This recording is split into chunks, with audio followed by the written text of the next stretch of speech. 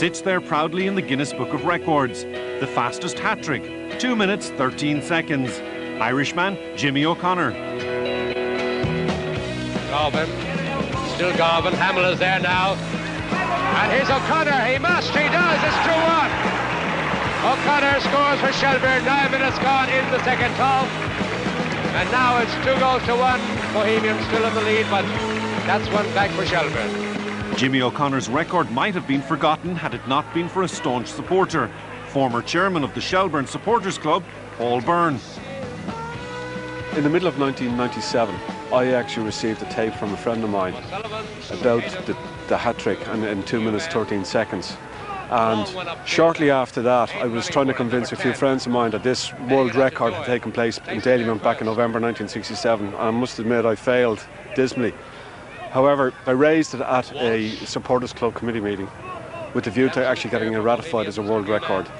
Two things happened then. One was that Ralph Benham's father, who had been at the original hat-trick of 2.5 minutes by Jimmy Scart of Gillingham back in the 50s, Ralph was actually a committee member, and also Lee Mord, who knew Deirdre Ní Lynn and Sport Irish, also happened to mention that maybe Deirdre might be interested in this as an item. Things gathered a momentum from that, and as a result then Deirdre got in contact with me, told me that she had retrieved an archive of the tape from RTE, and in addition to that she'd also recovered newspaper cuttings.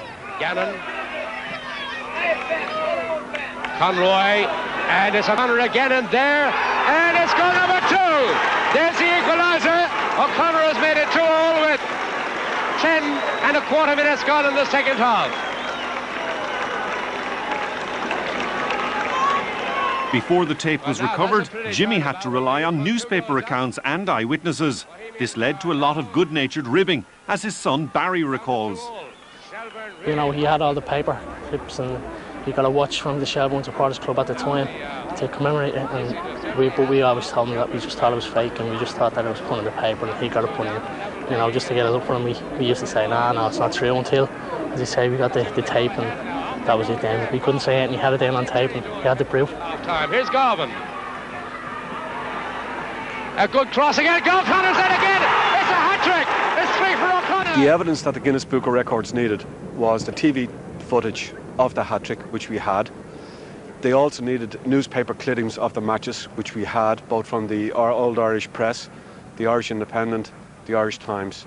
And also, in addition, they asked if the referee himself could actually substantiate the fact that the world record had taken place. Well, 2 minutes and 12 seconds is in this book, and it was written on the 19th of November 1967.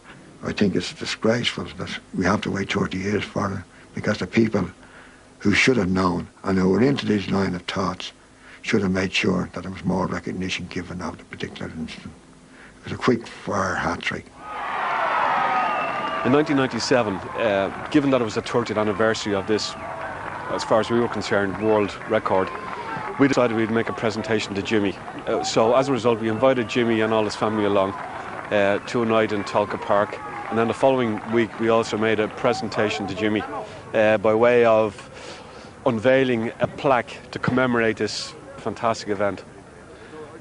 Going back so far, I can't remember a whole lot. It's only when I look at the video brings me back, you know, to them days. I remember coming in after the match, and Jerry Doyle was the manager at the time. He said there was a record broken here.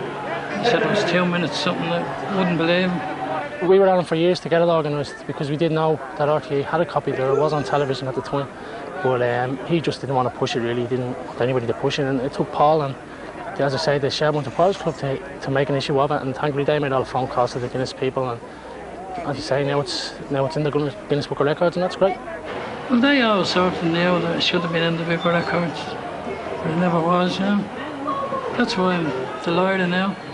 Delighted. From 1997, it still took 3 more years to make the Book of Records. You will find that the Guinness Book of Records probably saw more copies for the year 2000 than it has done in prior publications.